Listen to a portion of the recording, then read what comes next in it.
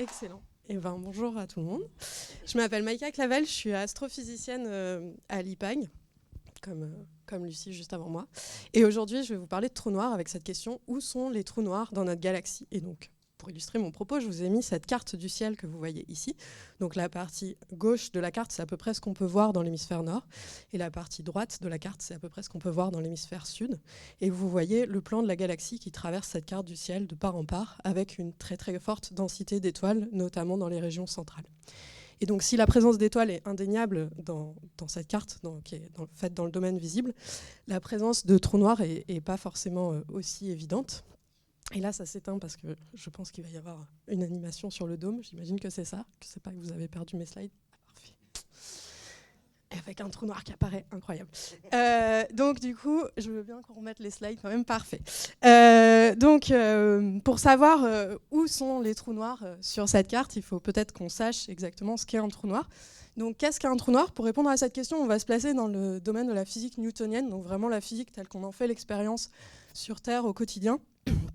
Et en parlant de Terre, est-ce que la Terre est un trou noir? La réponse est non. J'espère que votre réponse est non. Et la raison, c'est parce qu'en fait, on peut s'échapper de la Terre. Donc on peut monter dans une fusée, et si la fusée va au-delà de 11 km par seconde, qui est la vitesse de libération, la fusée va s'extraire de l'attraction gravitationnelle de la Terre et va pouvoir partir dans l'espace. Si notre fusée n'atteint pas cette vitesse de 11 km par seconde, elle va retomber sur Terre. Et donc la question qui suit, c'est: est-ce qu'on peut transformer la Terre en trou noir? Et donc je vous ai mis l'expression de la vitesse de libération. Vous voyez qu'elle dépend de la masse de la planète. Donc pour la Terre, c'est environ 10 puissance 24 kg.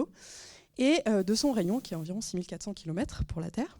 Et donc on peut artificiellement changer ces paramètres pour augmenter la vitesse de libération. Et donc on peut, par exemple, diminuer le rayon pour augmenter la vitesse de libération jusqu'à une vitesse qui est supérieure à la vitesse maximale à laquelle on peut aller, qui est la vitesse de la lumière, 300 000 km par seconde. Donc on prend la Terre et on la compresse, jusqu'à la faire entrer dans une bille, une grosse bille, hein, c'est 8 mm de rayon, mais bon, quand même une bille, donc toute la Terre dans une bille. Et donc si on a fait ça, la vitesse de libération à la surface de la Terre devient supérieure à la vitesse de la lumière, et donc on ne peut plus s'échapper. On a transformé la Terre en trou noir. Quelle que soit la vitesse de la fusée, elle va retomber sur la Terre. Et ce qui est vrai avec notre fusée est aussi vrai avec la lumière. Donc un rayon laser, par exemple, va retomber sur la Terre. Et donc là, on voit que la physique telle qu'on la conçoit sur Terre et qu'on l'expérimente sur Terre ne va plus suffire pour décrire les phénomènes qui vont se produire aux abords de ces objets extrêmement compacts. Et c'est pour ça qu'en général, quand on parle de trous noirs, on va se placer dans le cadre de la relativité générale qui a été introduite par Einstein et qui va permettre de décrire tout donc l'environnement du trou noir et les déviations des rayons lumineux qui passent à proximité, et notamment les effets de l'antigravitationnel dont Cyril a parlé hier et qu'on voit ici sur cette simulation de trou noir et sur cette simulation aussi de trou noir devant notre galaxie. Et donc ces objets, comme vous avez vu, hein, toute la Terre dans une bille, sont des objets absolument extrêmes qui peuvent se former dans le cadre de l'évolution des étoiles massives. Donc massives, j'entends des étoiles qui font plus de 30 fois la masse de notre Soleil, qui sont des étoiles très grosses, très chaudes, bleues, que vous avez ici à gauche sur l'image. Elles vont évoluer très rapidement vers un stade de supergéantes, donc des étoiles encore plus grosses, mais légèrement plus froides. Et en fin de vie, ces étoiles supergéantes vont éjecter leur enveloppe externe, donc ça va former ces vestiges de supernova qu'on voit dans notre galaxie. Et puis le cœur de l'étoile va lui s'effondrer, donc il n'y a plus rien qui va s'opposer à ce que la matière s'effondre sur elle-même. Et ça va former les trous noirs. Et donc on connaît les épisodes d'évolution stellaire dans notre galaxie, et on estime que via ce processus, il y a à peu près 100 millions de trous noirs qui se sont formés et qui sont actuellement dans notre galaxie. Et parmi ces 100 millions, il y en a entre 10 000 et 100 000 qui doivent être dans des systèmes binaires, c'est-à-dire un trou noir autour duquel gravite une étoile. Donc, je reviens à ma question. Où sont ces trous noirs?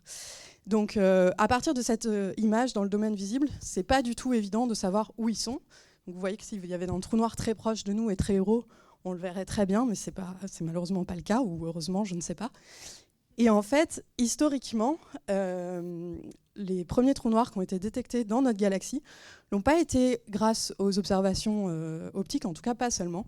Elles ont été suite à l'avènement de l'astronomie en rayons X. Et donc là, vous avez exactement la même carte qu'avant, mais dans le domaine des rayons X. Donc si nos yeux voyaient les rayons X, qu'il n'y avait pas d'atmosphère qui les bloquait, on verrait ça quand on regarderait le ciel la nuit. Et donc là, vous voyez apparaître plein de choses qu'on ne voyait pas du tout sur l'image d'avant, et notamment des sources très très très brillantes, qui étaient tout à fait quelconques dans le domaine visible. Et c'est le cas de cette source, donc Sinus X1, la première source X détectée dans la constellation du Cygne, qui est extrêmement brillante, et c'est une des premières sources qui a été détectée en rayon X dans les années 60. Et quand on a vu le rayonnement en X, on s'est dit mais qu'est-ce qui se passe? Donc on est allé voir de manière beaucoup plus précise, avec des télescopes plus puissants, ce qui se passait dans le domaine visible. Et on a vu une étoile massive qui tournait autour de quelque chose que l'on ne voyait pas. Et donc grâce à l'orbite de cette étoile, on a pu définir la masse. Ah bah ça a disparu. Je suis désolée, mon slide a sauté. Donc on a pu définir la masse de cet objet, et donc ce n'est pas écrit, mais c'est 21,2 masse solaire, donc 21,2 fois la masse de notre Soleil. Et donc cet objet ne peut être qu'un trou noir. Donc ça, c'est le premier trou noir qui a été officiellement détecté, et donc c'était un trou noir qui est dans notre galaxie. Donc, ce qu'on voit en optique, c'est vraiment l'orbite de l'étoile. Et ce qu'on voit en X, en fait, c'est la matière de l'étoile qui est attrapée par l'attraction gravitationnelle du trou noir et qui va former ce disque d'accrétion que vous voyez ici, et des éjections. Et donc, c'est ça qui va émettre à haute énergie. Et en fait, des systèmes comme ça, depuis l'avènement de l'astronomie X, on en détecte de plus en plus. Donc vous avez ici le nombre de systèmes détectés au cours du temps. Donc le temps en abscisse, et vous avez le nombre de systèmes qui monte à peu près à 70 systèmes aujourd'hui. Donc les barres horizontales, c'est les missions X qui ont été en vol. En rouge, vous avez les candidats, donc ceux-là où on pense qu'il y a un trou noir, mais ça n'a pas encore été vérifié. Et en bleu, c'est les trous noirs confirmés. Donc il y en a une vingtaine qui sont confirmés actuellement dans notre galaxie. Et donc on a la distribution des masses, donc ça va entre 4 fois la masse de notre Soleil et 12 fois la masse de notre Soleil, et ils sont tous à plus de 3000 années-lumière de nous. Donc au total, ça fait moins de 100 objets, quand tout à l'heure je vous parlais de entre 10 000 et 100 000 trous noirs dans des systèmes binaires dans notre galaxie. Donc où sont les autres? Il est probable qu'en fait les éruptions de ces systèmes soient très espacées dans le temps pour certains de ces objets, ou n'existent pas du tout parce que l'étoile est très loin du trou noir. Et donc dans ces cas-là, cette technique n'est pas du tout optimale pour détecter ces objets. Donc il faut trouver d'autres techniques pour vraiment atteindre le cœur de la population de ces trous noirs. Et donc ce qu'on fait activement, on cherche des techniques pour les détecter. Et en fait, ce qui serait vraiment bien, ce serait de voir les mouvements propres de toutes les étoiles dans notre galaxie. Et donc depuis le début, je vous montre cette carte qui est en fait une carte réalisée par l'observatoire Gaia, le satellite Gaia que vous avez en haut. Et donc vous voyez des étoiles qui ne bougent pas, mais en fait Gaia, il est tellement précis qu'il voit ça. Donc là, c'est projeté sur 400 000 ans pour que nous, on puisse voir, mais vraiment, ça bouge dans tous les sens. Et Gaia a la précision pour voir vraiment les mouvements propres de toutes ces étoiles. Et donc si on prend une étoile donnée, on a en fait des points de mesure au cours du temps, que j'ai mis en orange ici, qui donne une tendance générale, qui donne le mouvement propre de l'étoile. Et en fait, donc la mission a été lancée en 2013, et maintenant on commence à avoir suffisamment de points pour se poser la question de savoir si la déviation par rapport au mouvement propre est liée à la présence d'un compagnon. Donc autrement dit, est-ce que l'étoile est en train de faire une espèce de roue de vélo, parce que non seulement elle se déplace, mais en plus elle tourne autour de quelque chose d'autre. Et donc on aura, grâce à Gaia, la réponse à cette question pour toutes les étoiles que vous aviez sur la carte précédente, probablement en 2026, mais on a déjà des réponses pour un sous-échantillon de données qui est très petit, mais qui est bien parce qu'on peut s'entraîner dessus, et on a déjà 3 détections de trous noirs dans ce sous-échantillon, qui sont Gaia BH1, BH pour Black Hole, Gaia BH2 et Gaia BH3. Et je vais m'arrêter un peu sur le dernier trou noir qui a été détecté par Gaia, donc ça a été publié en avril, et ce système est assez incroyable parce que c'est le plus proche de nous, et aussi le trou noir le plus massif qui a été détecté jusqu'à présent, puisqu'il fait à peu près 33 fois la masse de notre Soleil. Et en fait, ça, on ne peut pas le former par l'évolution stellaire. Donc forcément, ce trou noir, il résulte de la fusion de trous noirs moins massifs. Et on a des propriétés de l'étoile qui tournent autour. Donc en fait, on a des indications de là où a pu se produire la fusion de trous noirs. Et donc ça, c'est une première dans notre galaxie et c'est vraiment très intéressant d'avoir ces informations. Et du coup, on va en avoir vraiment tout plein avec les futures données Gaïa. Et donc pour résumer, je vous ai remis tous les trous noirs qui ont été détectés dans notre galaxie devant la Voie lactée. Donc vous avez en rose les binaires X, en bleu clair les trous noirs Gaïa. Et il y en a un dont je n'ai pas parlé, qui est le seul trou noir isolé qui a été détecté dans notre galaxie, qui est le point bleu au centre. Donc c'est un trou noir isolé tout seul, qui est passé devant une étoile qui était en arrière-plan et qui a créé une lentille un peu comme ça, mais en beaucoup plus petit. Et donc voilà, donc on a une détection comme ça aussi de trous noirs dans notre galaxie. Et la taille des ronds, c'est en fait la taille apparente, donc pas réelle, hein, mais ça vous donne une idée de la taille apparente de ces objets. Et donc le plus gros rond bleu clair, là, c'est Gaïa BH3, pour vous donner une idée de à quel point il est proche et il est massif par rapport aux autres. Mais il y a un dernier trou noir que je n'ai pas mis sur cette carte, parce que sinon il écrasait tout. C'est celui-là. Et donc pas du tout à l'échelle, hein, vous en doutez. C'est le trou noir supermassif au centre de notre galaxie. Donc il est assez loin, il est à 27 000 années-lumière, mais il fait 4 millions de fois la masse de notre Soleil, donc il est vraiment très gros. Donc pour vous donner une idée de sa taille réelle, on va juste zoomer vers les régions centrales de la galaxie, donc entre la flèche du Sagittaire et la queue du Scorpion. Il y a ce gros nuage de gaz noir qui écrante toutes les étoiles qui sont derrière. Donc pour voir à travers ce nuage, il faut passer en infrarouge, parce que la lumière infrarouge peut passer à travers ces nuages de poussière, de l'infrarouge proche. Donc c'est les étoiles que vous allez voir apparaître plutôt en orange maintenant. Donc vous voyez qu'il y en a plein en fait. Et donc on se dirige vraiment vers les régions centrales. Et là vous voyez que c'est un peu flou parce qu'en fait on a l'atmosphère qui vient flouter un peu les étoiles avec les perturbations atmosphériques. Et on va mettre l'optique adaptative pour y voir plus clair. Et voilà. Et donc on arrive là dans les quelques années-lumière au centre de notre galaxie. Et vous voyez qu'il y a plein d'étoiles dans ce petit carré que j'ai tracé ici. Et en fait, on peut suivre les orbites de ces étoiles au cours du temps. Et donc, il y a 2 équipes dans le monde qui ont fait ça depuis les années 90 et qui ont montré qu'en fait, toutes les orbites de ces étoiles, toutes les étoiles tournaient autour d'un objet qui faisait 4 millions de fois la masse de notre Soleil et qui était compris dans un volume d'à peu près la taille de notre système solaire et que ça ne pouvait être qu'un trou noir supermassif. Et ça leur a valu le prix Nobel de physique en 2020. Et depuis, il y a autre chose qui s'est mis en place, c'est qu'on a continué à zoomer avec des télescopes radio cette fois.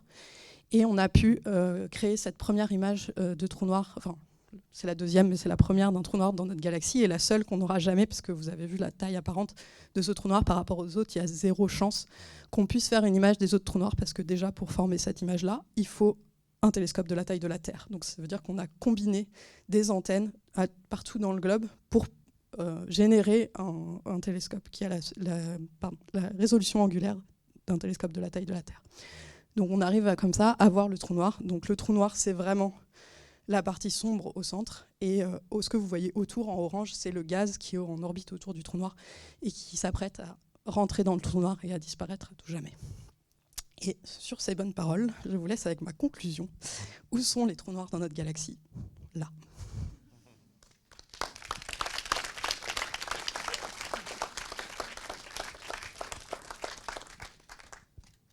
Merci beaucoup, Maïka.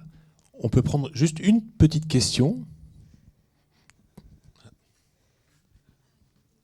On pourra en discuter à la pause après pour les autres, il n'y a pas de souci.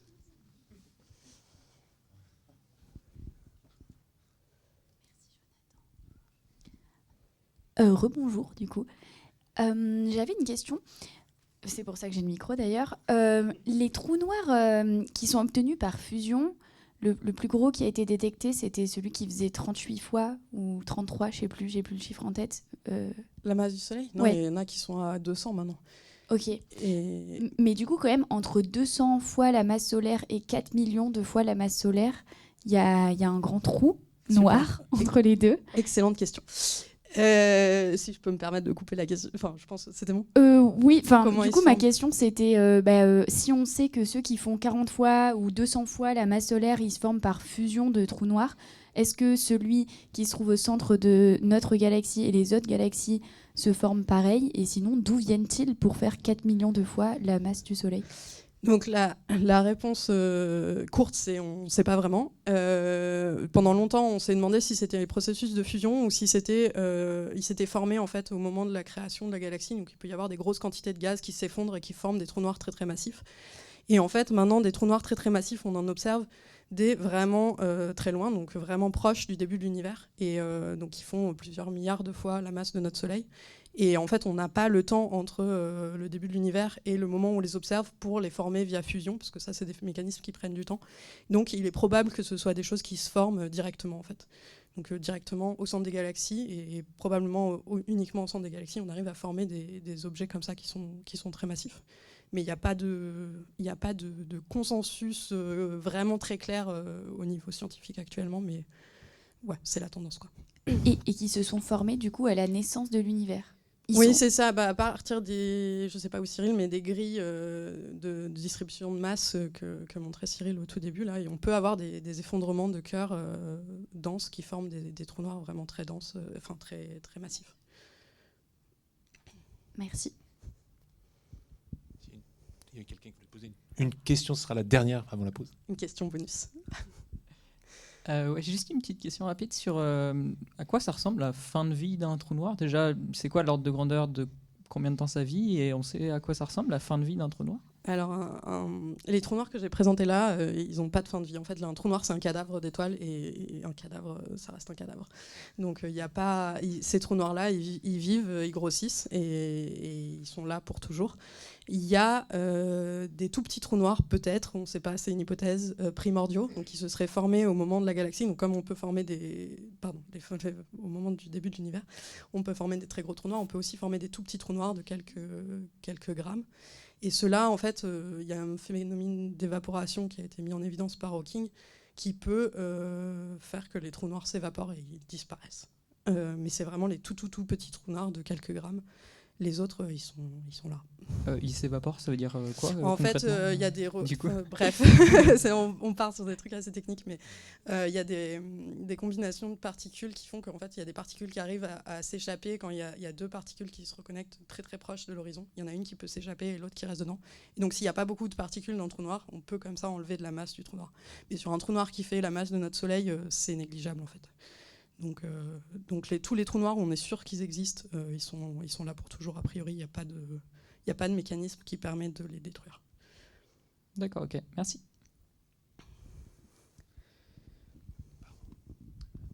Merci à vous. Merci beaucoup, Maïka.